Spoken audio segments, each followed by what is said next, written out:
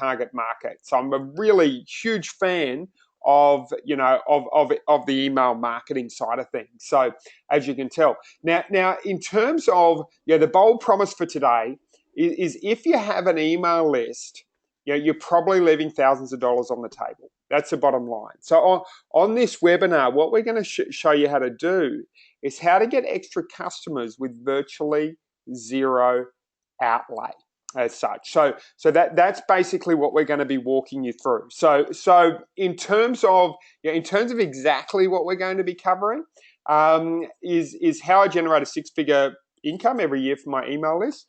The two best strategies I use for writing emails, and this makes it absolutely dead easy to actually create an email.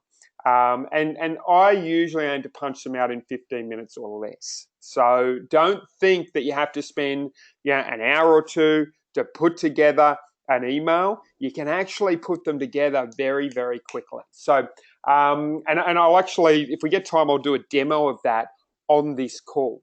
The next thing, how to come up with 100 email topics in an hour or so you never run out of ideas. Because what some people do is they get confused. How do I come up with ideas for these emails? And we're going to show you exactly how to do that.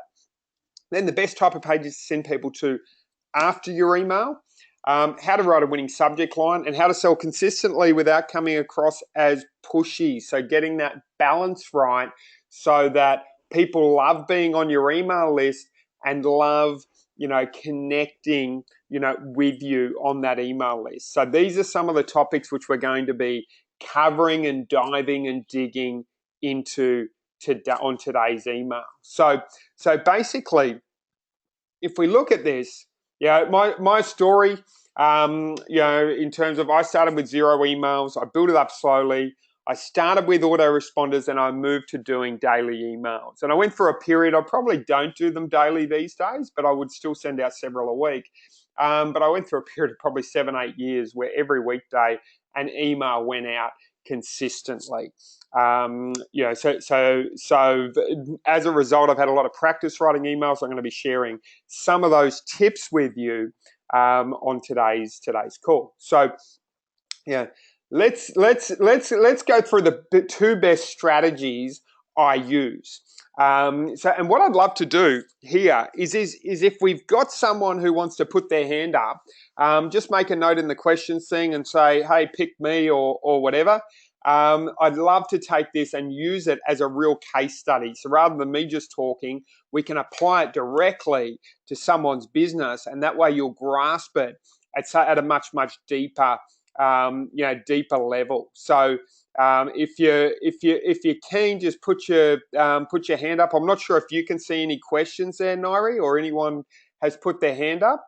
But if there is, just let me know, and we will. I'm just thinking if I can see here. Sean's just stuck his hand up. Sean. Sean's just stuck his hand up. Excellent. So I'll just see if I can unmute Sean. Mm-hmm. Unmute Sean. Can I just ask a quick question that popped into my mind, and people may be thinking, depending on the industry, and maybe I'm getting ahead of myself with the questions, doesn't matter how often you send to your list, because you were saying that you often send to your list every day. Yes, no, absolutely. So I am quite aggressive in how I send to my list. So some people aren't comfortable with that. But I would say, weekly is quite a way of doing it without being, overly, without being too aggressive.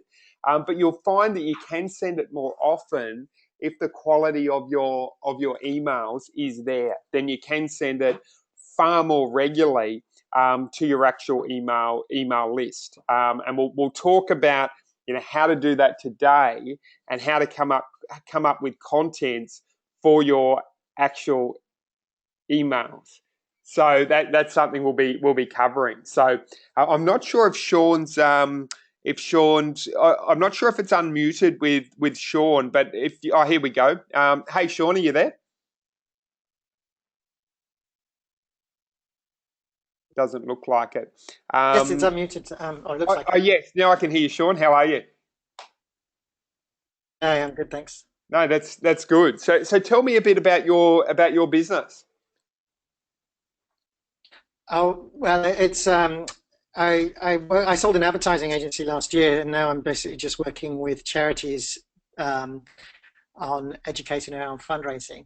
And I work by doing a couple of things. Webinars are a big one, and also basically supplying information um, about fundraising through articles, blog, email, LinkedIn, and I speak at international conferences. And there's nobody in the webinar space, if you like, in the charity industry who is actually addressing all the nations, or they're not, or they're just trying to flog their stuff. So it's a database, people about data, and at the end, the best thing you can do is buy their data. So what I want to do is actually give really useful information, where the only thing I'm trying to flog is more information that they can get from me. Okay, no, that's fine. So let's say, so what's something that, cause let's start with the end in mind, and then we're going to apply these two principles, the talk right, and the time and place principles to that. But so in terms of your, what's the end result that you're looking to get from your email list when you send out an email?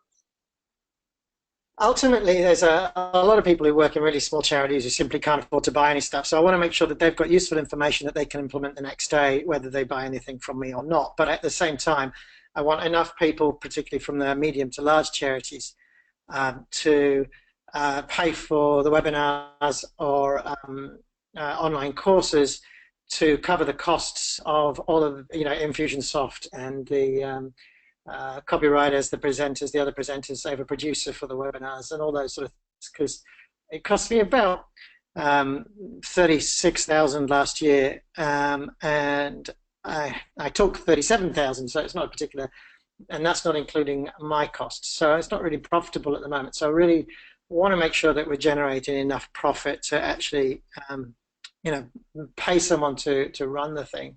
Ultimately, and grow it. I mean, the demand is so huge that I envisage perhaps having 50 or 60 online courses with a turnover of a couple of $1 million, and being the place that if you work at UNICEF or a local tiny charity and you want to get information about fundraising, you go to Sean Triner's webinars or online courses. So ultimately, world domination, when you play Risk, you get Australia, then Southeast Asia, you wait for everyone else to fight, and then you take over the world. So that's my plan. Yes, no, very, very good. So what's one of your paid courses? What would be just the title of it? Mid-Value Donor Series is the one that I'm just coming up to finishing at the end of the month. Yes, okay. So Mid-Value Donor Series. It's about developing donors that are between low value and high value. Yep. So getting donors on board, sort of thing, like mid-value donors on board. About growing the donation. Okay, so get them on board. That's okay. So let's say with this sort of thing, so you might send them to a webinar or send them to a sales page or whatever as the end result. But what I would encourage, so what I would start with as a really simple principle for writing these emails is I would start with a time and place, because where people generally relate to the most is through a story. So if we want to get a point across, we do it through a story, and a story does not come across as salesy. And this is something you can get out quite regularly. So for instance, if I wanted to write an email about the power of email marketing or something, I could say something along the lines of this, starting with the time and place. Okay, I remember when I first started my business, it was really hard, to pull in clients. Why? Because I didn't have any trust. So for years, I would go out and I would meet with clients, and there was skepticism, and it was hard to get through, and all that sort of thing. And then I came across this concept of writing an email a day and building an email list. And what happened as a result of doing that is I would build this email up and I'd build trust, and then all of a sudden people would come to me And as a result of them coming to me, my closure rate, instead of it being 1 in 5, it was like 1 in 2, and it totally revolutionized my business. And there's one thing I discovered which made writing emails easier than anything else, and I reveal it in my XYZ email course, which you can get your hands on here. Click here for all the details. So can you see how what I've done is I've told a story, and then I've segued in to the actual sales pitch there at the end. Now, what could your time and place be which could relate to getting mid-value donors on board? Well, I guess the Christmas direct mail appeals that charities would be doing, they would be already planning on doing a campaign. So I can say, something around make your Christmas appeal make more money, I guess. Yep. So Christmas appeal. Can you Is that what remember? you mean? Yeah, but it's creating a story that links into that. So if you can think of, can you think of a time in the past when maybe a client got a really good result from their Christmas charity appeal? Oh, yes, yes. So we can talk about just gone. So WWF did a big shark campaign. They got a mid-value donor to match donations. So their donor gave 50 grand. So they went out to people at Christmas saying, will you give a donation? And this donor will match your donations up to $50,000. And they managed to raise $200,000 more than they would have done. And that's the sort of stuff I teach people to do. So that's the story, is do what WWF just did. Yes. So what you just basically done is you fleshed out an email for yourself. Congratulations. Cool. So what you did is you go, oh, I can remember back WWF, they did a big shark campaign. Here's what they did. They got a mid-value donor to match donations. They went out and they made donations of 50,000. Would you like to discover the exact step-by-step process that they use? Great. Well, join me on this webinar. Or get your hands on this product. Make sense? Sounds good. And so you thought of a time and place, number one, and you applied it to and you talked it. So if you could transcribe what you talk, you'd have the guts of an email. Very simply. So you think of your end result, you think at step one, you think of a time and place which results, and then you talk it out and you write it. And that's essentially the process for coming up with these emails one after another after another. Any questions? Do you need 100 stories? But what's that, sorry? Do you need 100 stories? You need story. Yeah, you need stories. But I mean, what you will find. I mean, there's sort of different ways of approaching emails, and I'll talk through how to come up with more ideas than you can think of. In a moment. But if you can tell them in a story format, because all of a sudden I look forward to getting your email, particularly if you can make a bit entertaining. Because hey, you're teaching me something. You're telling me about a success story. You might even say something like, there were 3 things that were the key to their success. 1, 2, 3. Oh, wow. But there was a 4th thing they did which absolutely blew everyone away and was responsible to them tripling their charity returns. I reveal what it is in this webinar. Right. So you're giving content, but you're teasing a bit about the next thing, and that's one of the keys to actually getting people to, to buy or to rock up to a webinar or to register or whatever. So that's one of the the really key key things that you can and strategies that you can use. That's the time and place sort of approach, which is very, very I've found to be very, very effective as such. Time and place. Think of a time and place, and then think of a and then talk right is basically the principle for that as such. I'm just going to bring up I'm not sure where my webinar page has gone. Da, da, da, da.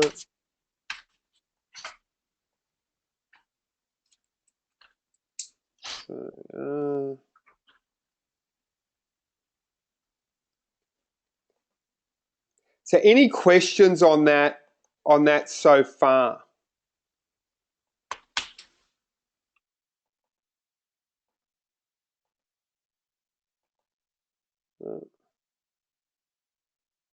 For some reason, I'm not able to open that, which is interesting. But what I will do,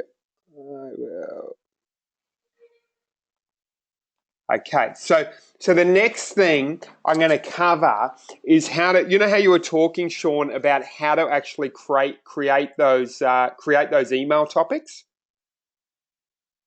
What we're going to cover is we're going to look at how we actually create them. So basically, if there's someone else who wants to put their hand up, I'm happy to dig into your business. Let me walk you through the principle of this. So and Nairi, just let me know if someone puts their hands up or says pick me, and we'll actually dig into how to flesh out an email strategy for their actual business.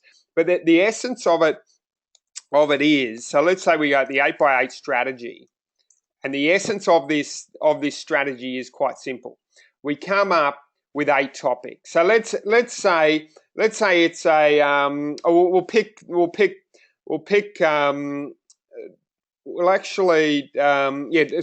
so we come up with 8 topics. So if I was doing it for myself, I might say headline writing, email writing.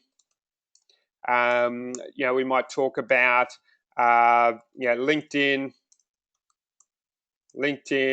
Might talk about Google AdWords, Facebook ads, etc. So what you're doing is you're creating a whole heap of high-level topics. Now, underneath that, what we do is we create 8 subtopics. So in headline writing, we might go the 4-word, 4-letter word, most powerful word to use in headlines. And I could in headlines, and I could create a whole email about that, that specific topic. I could talk about the 4 U's in this case. I could talk about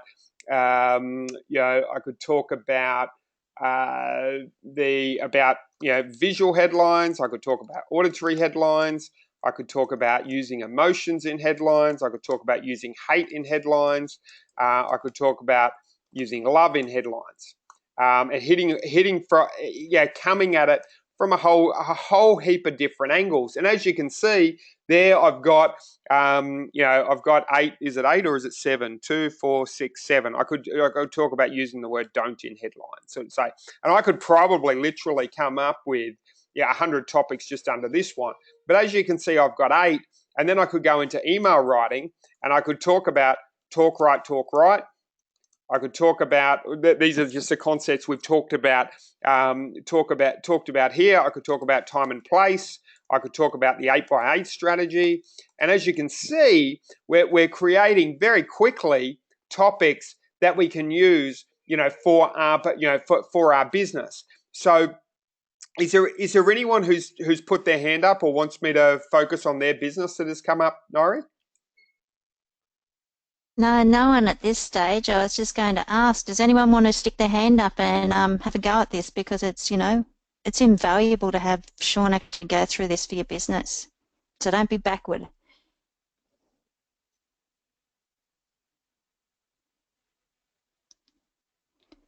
Let me just click on the questions and see if there's any. Jane, would you like to have a go?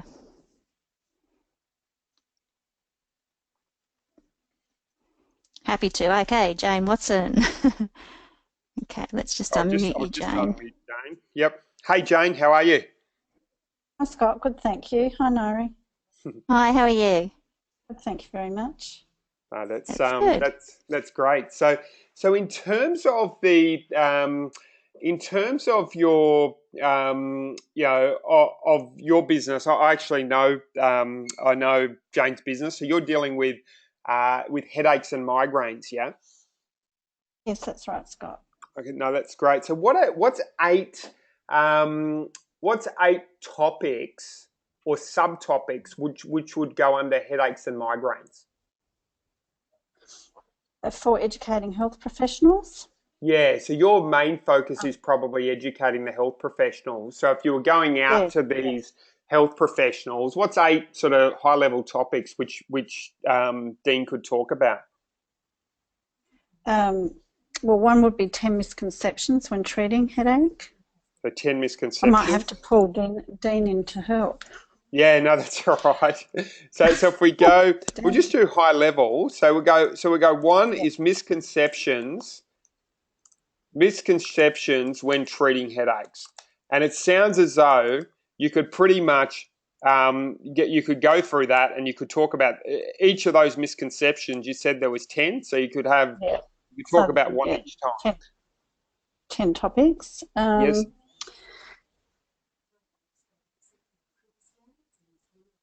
I guess current research and thinking. Current worldwide research. Current worldwide research. Yep. Patient frustrations. Patient frustrations. And anyone else listening to this, mechanic client frustrations, plumber client frustrations, accounting client frustrations. You've got, so you can apply this directly to your business. Misconceptions about mechanics, misconceptions about accountants or whatever. International classification of headache and migraine. Don't know if I'm going to get to the 8 here, but we'll try. That's all right. Now you don't even need to do the 8, but let's see how many you can come up with fairly easily.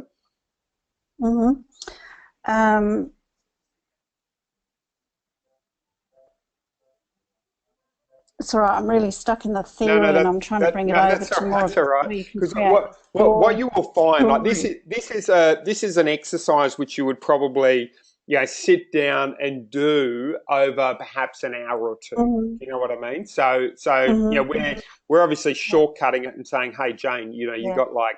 You got to think about things on the spot. But as you can see, you could come up with 4 fairly quickly. And all of a sudden, and I'm sure, like what's just 3 patient frustrations? 3 patient frustrations are finding help, finding the right help, levels of medication. So there you go. Not being understood. Not being understood. Yeah. So that's quite easy. So and could you fairly quickly create an email about finding the right help or levels of medication or not being understood?Uld that be fairly easy for you? Yeah. Yep. No, perfect. So, yeah, exactly. And Dan could probably just talk it into a transcription, and then you could get the transcription and just sort of massage it from there. Do you know what I mean? So this is the process which you would go through. And as you can see, just for we've got 10 here. We could create 10 here, 10 here, 10 here. You've got sort of 40 ideas for writing emails. And this is what often holds people back. They go, I don't know what to write about. And it's like it doesn't need to be hard. It can be really simplified to that sort of process. So now, Jane, if we were to say, what's one of these that you know fairly well? I imagine you understand things like not being understood or finding the right help, that you would understand fairly well. Not being understood, because I hear that from people who ring from a patient perspective. Yes. So tell me about a client. I can just quickly say, just having gone through that exercise, I now realise it creates focus. Yes. As well, focus for you. Yes. In what it is you're actually doing. So thank you. That's a really good strategy. So yes, not being understood. Yes. And if you're looking to write a book, you could use the exact same process. Yes, thank you. So not being understood. So tell me, think back in the past to a time and place when you were talking to a client who didn't feel understood. And this is how we started out. The other day, I was chatting with a client who you tell me. I was the other day I was chatting with a client who, for all her life, felt no one understood.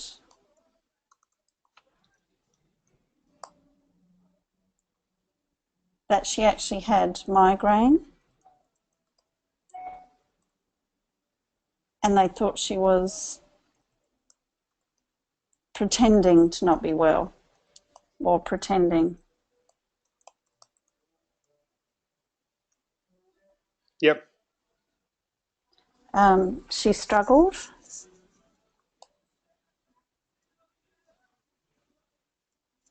She struggled to find help.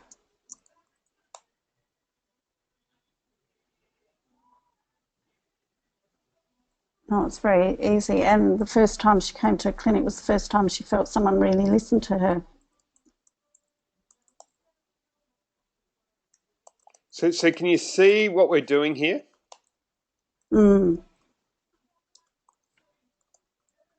And we could go on. And what you might do is you might sort of say she struggled to find help. You know, she tried this, she tried that. Do you know what I mean? So, you know, she tried. She couldn't plan a social life. She was always having to cancel functions. Yeah.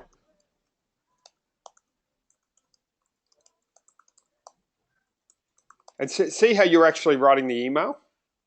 Yes, yeah. All I'm doing is transcribing and guiding, right? So you're actually writing it because you've remembered a time in the past, you've remembered a frustration, you've remembered a time in the past, and then it's like, and then you're talking it and I'm writing it.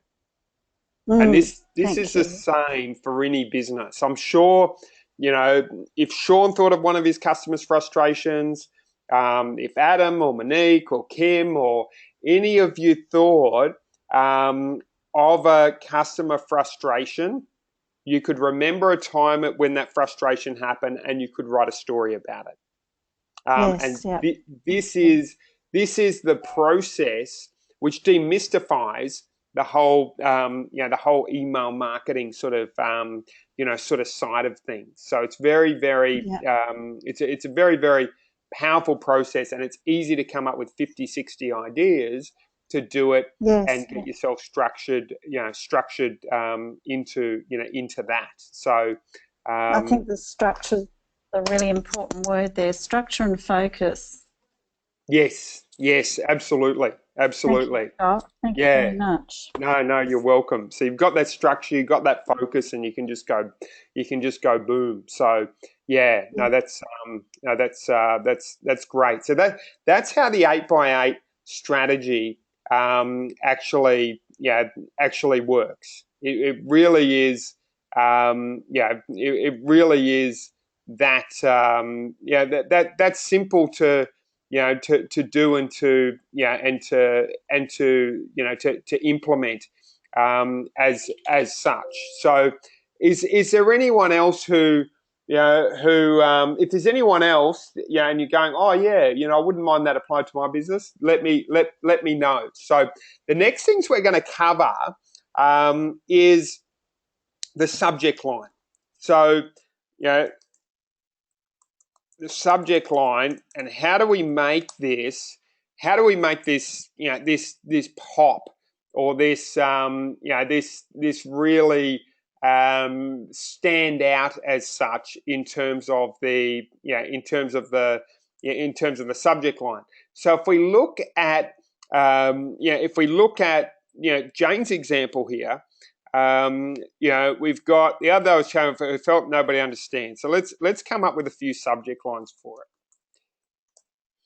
it. She struggled to find help.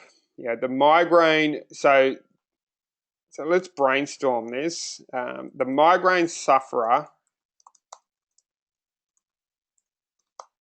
Everyone can see my screen, I'm hoping. So that the migraine sufferer who nobody understood. Who nobody understood. So that's one way it could be. You know, she struggled to find help. She tried this. She couldn't plan her social life. You know, this migraine sufferer can now plan her social life. First time she came, it was the first time we found someone who listened to her. The other day I was chatting with a client, and then you can ask questions like, what do they hate? Well, they hate not being understood. They hate always being in pain. Let's say she was out of pain in 7 days. Her migraine pain disappeared after 7 days following this. Yeah, her migraine pains disappeared after 7 days following this. So we've got, we've got very, very clear, and you can see how each of these have a slightly different, different tweak or angle on them as such. Another one, if we tap into emotions,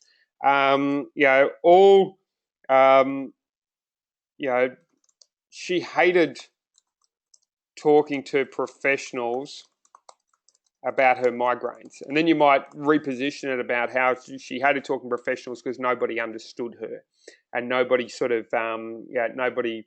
really knew her. What other industries do we have on the call? Can you have a quick look, Nori, of what everyone's written down about different industries? Because we'll apply this to a few different industries. Yeah, sure. Sean's got another question as well about his 2 programmed emails and subject headers. But we've got Heather and Adrian from Kit Homes. We've got Adam from the financial sector. We've got Mark, I think it is, from the financial sector. We've got Jane we've had a look at. We've also got, let me have a look, fertility, health. We've got the health sector. Yep. And Kim, building as well. Building. So if we look at, let's say, if we look at, let's say building. I mean, I imagine some of the frustrations, if we look at this, are about time. Like how do I get my building done on time? And so if we knew that as a headline and as an angle, the subject could be how to get your house built on time. Why most builders refuse to give a timeline on a property. And obviously you have to customize this. Building horror stories. Horror story. How to make sure you're not the next victim. What to get in your contract so your building isn't late. So this sort of thing we need to think of. Well, what do customers hate? What do they actually hate? So then if we apply this to, let's say, the financial sector, I'm not sure what financial sector is, whether it's like financial planning or whatever. What do customers hate about financial planning? Well, I imagine it might be that sometimes, and this is just from what I've heard, sometimes maybe a financial planner is recommending things for for commissions. Do you know what I mean? So they might be recommending things for actual, just to get, and just to pull in, those commissions. So if they are being recommended things just to get the actual commissions, then what we can do is we can actually target things around that. So how to make sure your financial planner is honest. How to how to tell if you're being taken advantage of by your financial planner. And then there's other things, like they might be concerned or they might hate the fact they're getting towards they're getting towards 65, and this is where the specificity comes in.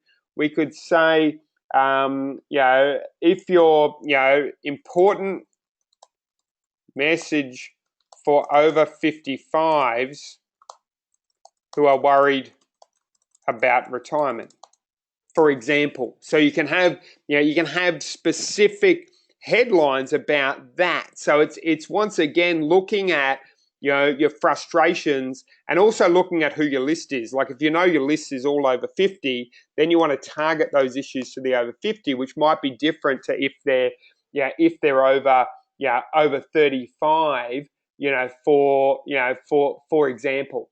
So that's an important important thing just to keep in mind. So then if we go into the fertility section, and just let me know if there's any comments coming through about this. But in the fertility section, the question is, well, what do people hate about fertility? Well, they probably hate that they're not falling pregnant. So it's why 80% of women, what the reason women over 35 have trouble falling pregnant, and what to do about it. So if you can look at the specificity of that, you go, oh, is that the reason women over 35 have trouble falling pregnant? Interesting. And if you're over 35, that really grabs you. So there's a few things to remember here. You want to make your headlines useful. You want to make them ultra specific. You want to make them unique, and you want to make them urgent. So it's really those four things which you want to make sure that you're very clear on. Is those is those four things? Being very, very clear on that. So if you look here at this headline, it's useful. Is it urgent? Well, yes, it is if you're over 35 and you're trying to fall pregnant. Is it unique? Well, there's probably not a lot of headlines like that. And is it where are we? Is it ultra specific? Yeah, it is.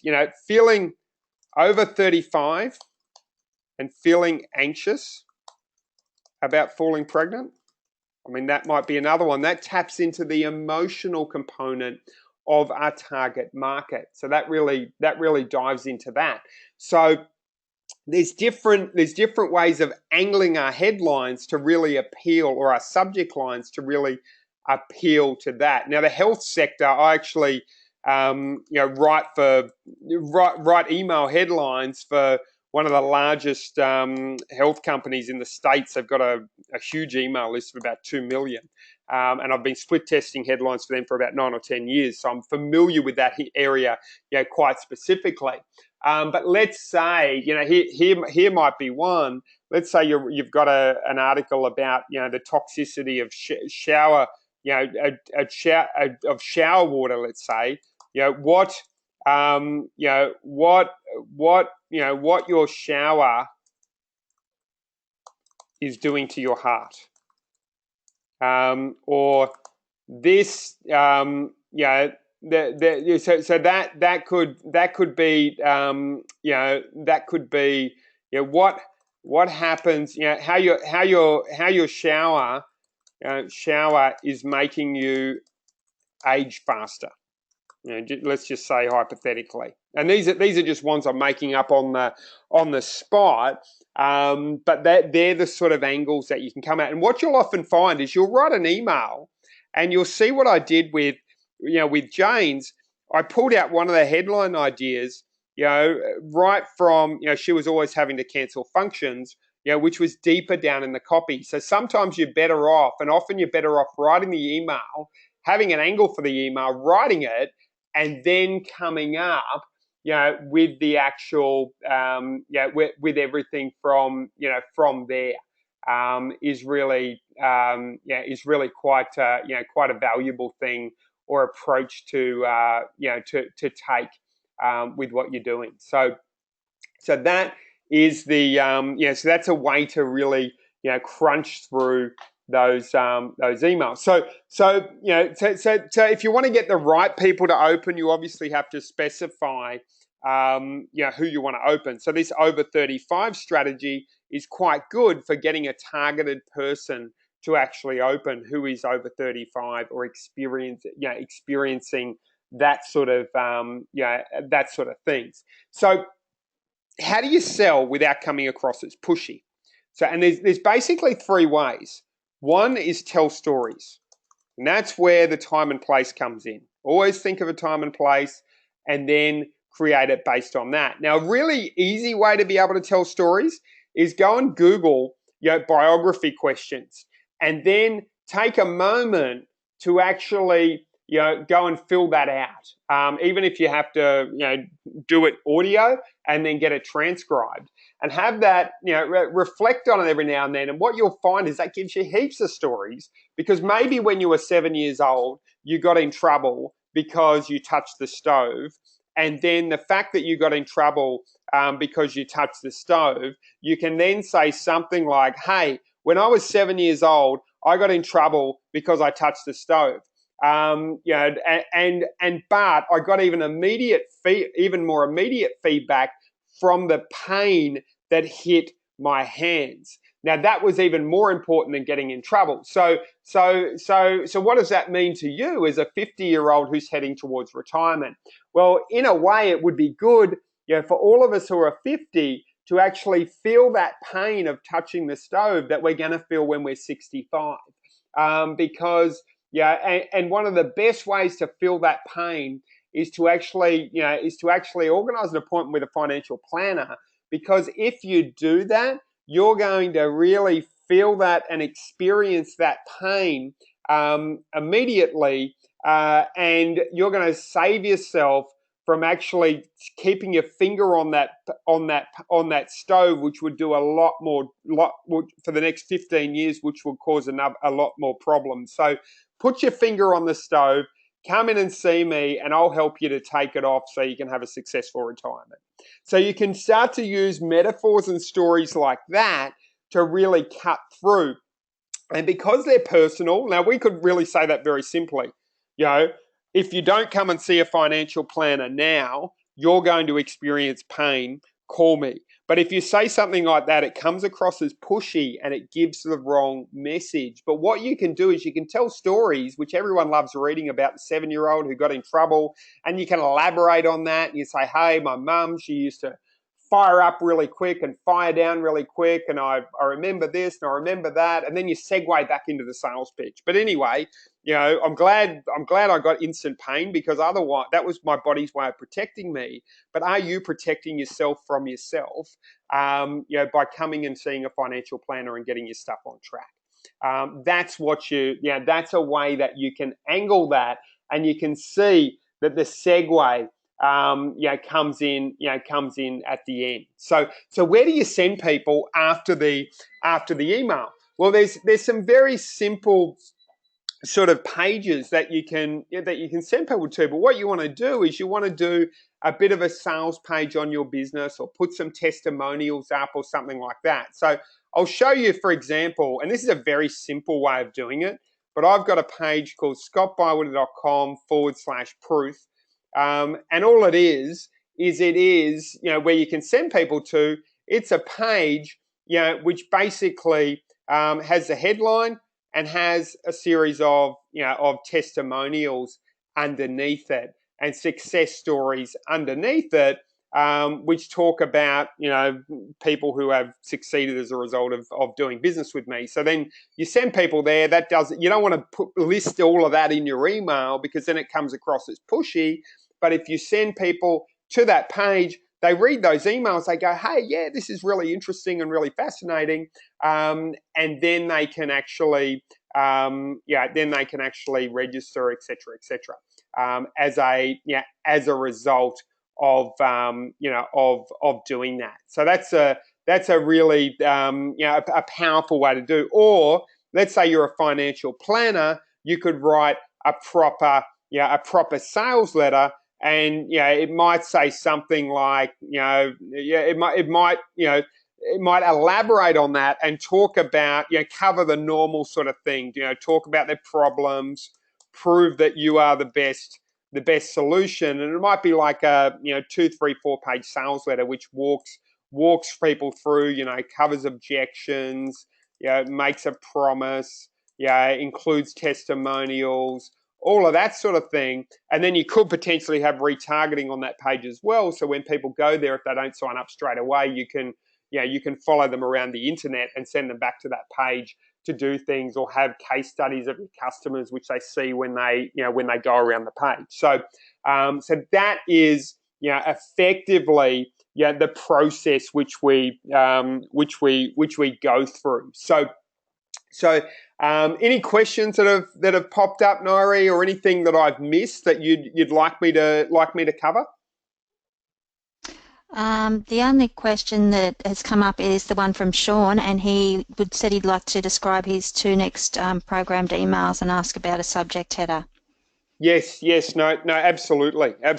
So let's do that. Let's just because what we might do is we might have some questions after the call. Mm-hmm. I'm just aware we're coming up to the hour, so we might just do close off with a few final things and do a quick recap, and then have some FAQs after the call, and I can cover those off with Sean. So basically, if we look at summarizing, today, what we really want to be doing is step 1 for everyone is to come up with a list of emails they can use with the 8x8 strategy. And what I encourage you to also do is on your phone or whatever. Every time you get an idea for an email, jot it down. Because that you'll find that when you say, hey, I'm going to write emails, the ideas come to you thick and thin, but if you don't write them down, you're like, ugh. And I find if I've got the email written down about exactly what I'm going to write, I can write it in no time. If I have to think about it, it takes probably 50, 60, up to twice as long to actually do it. So the second thing is always think of your outcome, time and place, and talk right. So that's basically how you go about writing those emails, and then you want to then use the strategies from today to come up with a subject line, which gets people to actually open the copy, and then ideally you'll have a sales page that you can send people to at the end, and you can segue into that process. And if you want to really take things to the next level, fill out a biography questionnaire, and that'll give you heaps and heaps of ideas. Now, Nairi, I've misplaced the link, but do we have a link we could send people to after the call if they'd like to get in touch? And if they'd like to get us to help, because what we can do is we can help, create this whole process for you, and even create the lead generation funnel to actually build the email list so that you've got a lot more people send to and how to target that email list and that sort of thing. So what was the link which people can go to find out to get in touch? I'll just add that up on the screen now. Yeah, sure. So what I'll do is I'll just put it in the type box, Scott, for you. Yeah, perfect. If you can put that in there so everyone can see it, that would be great. Mm-hmm. And that's the whole thing, because what it is, it's really a process with these emails, is that, if you can put more people into your funnel, so more people actually, drive them into your funnel, and then actually be able to, using these emails to build the relationship and convert them. The other thing that this process does is it actually boosts the conversion rate once you do get leads. So you get people chasing you rather than you chasing them, which is ultimately what you want to be, which is ultimately what you want to be, what you want to be doing is getting people, people chasing you. So there's an example in the utility, in the book called Utility, and he gives an example of someone who creates a lot of content in the swimming pool industry, and that everyone who goes to see this particular client, the average conversion rate for that industry is about 10%, but for this particular client, the conversion, or this particular guy, because he's educating, he's building relationships with his clients, when someone actually comes to him, their conversion rate is 80%. If they've read, I think it was 10 or more blog posts or something, their conversion rate jumped to 80%.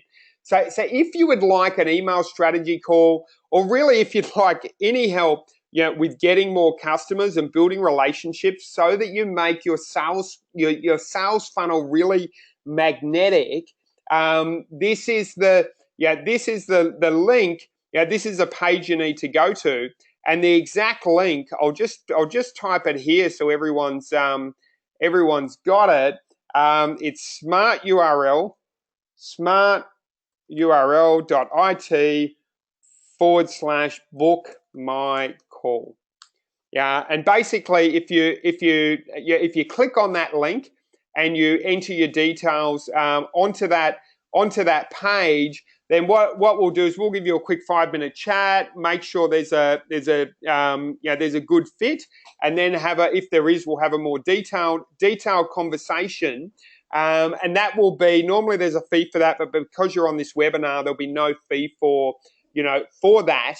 And if you get back to us in the next 24 hours. So that's smarturl.it/book my call is the link that you'll want to go to to book in a call and really look at the strategy within your business so we make it more magnetic and easier to actually get customers. So what we might do, if there's any questions that you've got, if you're sitting there and you're going, oh, I just want to know about this, or I just want to know about that, or something that I haven't covered so far, then we will answer them now. So we'll start with Sean. I'll just unmute Sean. Hey, Sean. Hey. How are you? Thanks. Very useful. Very good. So it's just the way that you created that heading. So I've got an email due to go out on Tuesday. Yes. Next week. I've got one going out tomorrow, but forget that one. So it's again, it's a promo for a webinar which is next week. Yep. On Friday, and it's a video of someone who's an expert telling people how to make an ask when you get a meeting with a very high value donor.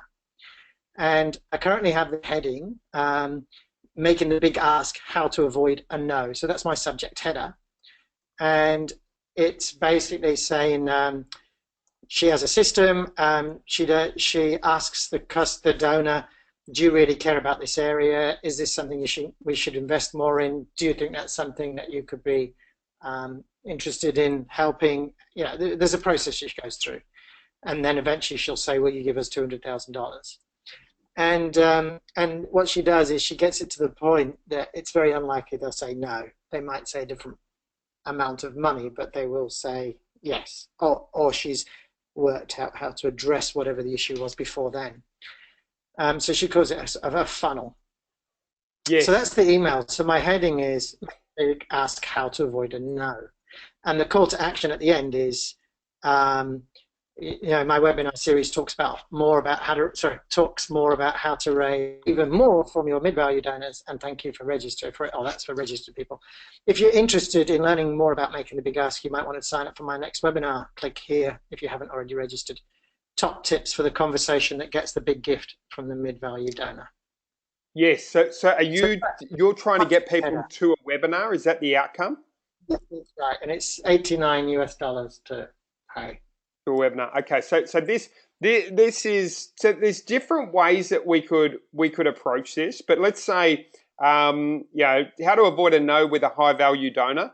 And what's a high value? Is this like 200,000, or they can pay a significant amount? Yeah.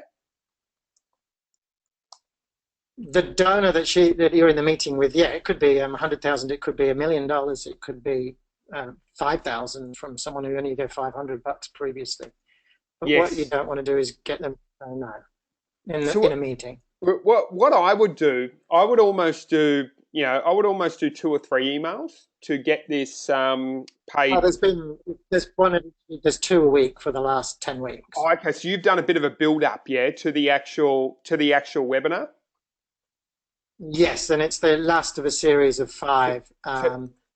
So what? And I've got about 100 registered so far. So I just want to try and push. Well, it's actually 85, and I want to push that to over 100. Yes. So I would send here's what you get email.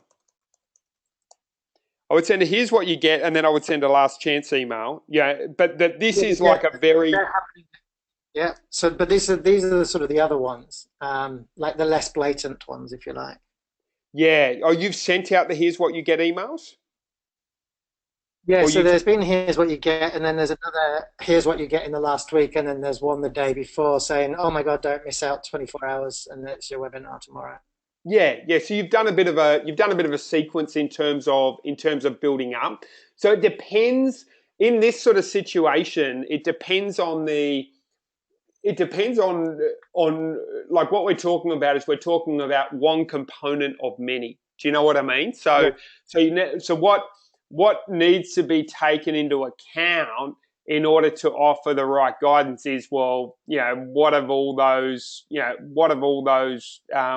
things done? Because it's like I guess it's like a game of chess. You can only guide on what to do once you know where the chessboard is at, sort of thing. Do you know what I mean? Because if it's a start, it's very different than if you're 3 moves away from being checkmate, compared with if you're on the tack and you're 3 moves away from checkmating someone else. And a launch sort of sequence like what you're doing now so a launch sort of sequence like what you're doing now is very different. What you're doing is you're trying to get a full sales message across within the launch. Do you know what I mean? So you're going, well, what's my full sales message? What are all the points that I need to cover? And then you're giving them in bite-sized pieces. So one of them might be a proof element. One of them might be, hey, here's what you get.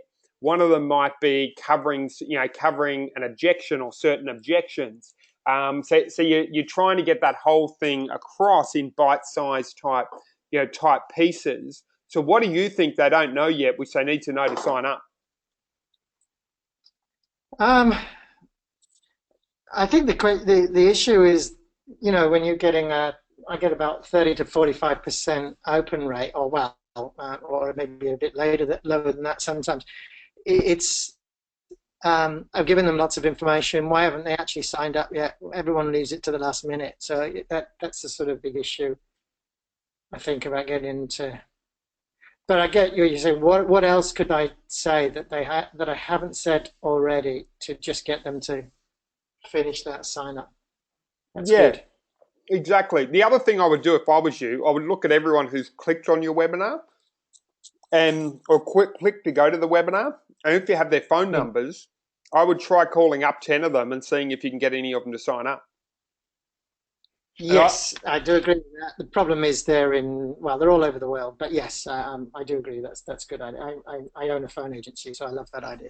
Yeah, so if you call 10 of them and none of them sign up, you know, like it may not be an effective strategy, but I think it could be, and really getting them to, you know, to sign up. The other thing is, after they've spent the $89 on it, you may like to call for feedback and maybe look at what else they need and look at upselling them, you know, to a product that could help them even more, sort of thing, because there's definitely potential there. In terms of what you got now, it's hard to offer advice on what to do in that email without understanding the sequence. Because I do a lot of launches, and I've done launches that have brought in, you know, like, and obviously these are with sizable email lists, but you know, have brought in, you know, $500,000 at a time, and it's a process. Do you know what I mean? Like, there's a build up to the launch, and there's, you know, but no email is standalone, so they're all, you know, I guess it's like a team. Do you know what I mean? So it's each email is a vital part of the team, but one email needs to know what the other email has done in order to be effective. Yeah, good advice. Thank you. Yeah, so when you're planning out one of these launches, think about everything. Think about what do they need to believe in order to come to this event. Do you know what I mean? That's the question you want to what you want in mind. So what do they need to believe? Well, they need to believe it works. So you need to show why it works with a testimonial or something like that. They've probably got objections that they concern. So you've got to list all the objections and cover them. They want to know what they'll learn. You know, they want to know maybe how quick it is to get results. All of these sort of things. They want to know who else has done it. So you want to list out them and then plan your strategy for this email launch based on those factors. And this is the same. Like, let's say if you're in the financial niche, I know there's some people in the financial niche. Let's say you're a financial planner or something like that. It's the same thing when people are coming into your funnel. So what you might do is you may have an email funnel where I register for your free report or something. But it's like, what do you need to believe to go from a registrant sort of shy yes free report into actually becoming a financial planning client? Well, there's various things I need to believe. I need to believe you're credible. I need to believe you've got results, let's say, for other clients. I need to believe you work with my specific situation.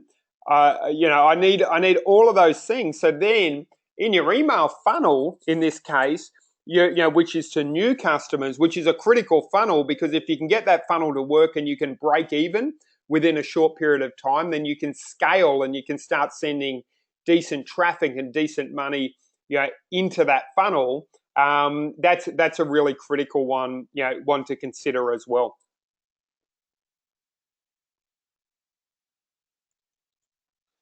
Any other questions have come through, Nori? No other questions at this stage. So has anyone got any other questions at all for Scott? So if there's no other questions, we might just wrap up. But how was that? Was that useful on your end, Sean? Very much so. Yeah, that's Naira and I have been having a little conversation in the background. She'll tell you about it. Yes, no, absolutely. No, that sounds good. So if you've listened to this call and you're like, hey, I'd really love to get some more leads and some more customers, and and how can I get them, those customers coming through to me warm and ready to go, rather than having to become like some sort of expert salesperson in order to convert them. Email marketing is one of the best ways to get quality leads. Both even if you're advertising physically, if you can put people through a structured email list, it's a real email campaign. It's a real game changer. So to find out, to see if we can help, go to smarturl.it /book my call. It's this one on the on the line here, and then we'll get in touch and see if we're able to. We may not be able to help you. Sometimes I'll talk to people and it's not a good fit. But if we can, we can look at how we can help you. So smarturl.it/book-my-call, and and then we'll take things from there. Thanks for joining us today. Hope you had a great a great time and you got a lot of value. And we'd love to get some feedback. If there's something, if there's stuff you loved about the call, love to hear it. Likewise, if there's stuff you listened to and you thought, like I wasn't clear on it or it could have been explained better, always open to feedback. Any final comments, Nori? No, no, everything's good. I just wanted to say that we'll make sure that everyone gets a link to the recording and also a link to the Book My Call as well. So if you've missed it, then it'll come through on email for you as well. Yep, perfect. No, sounds great. Well, thanks for tuning in, everyone, and bye for now.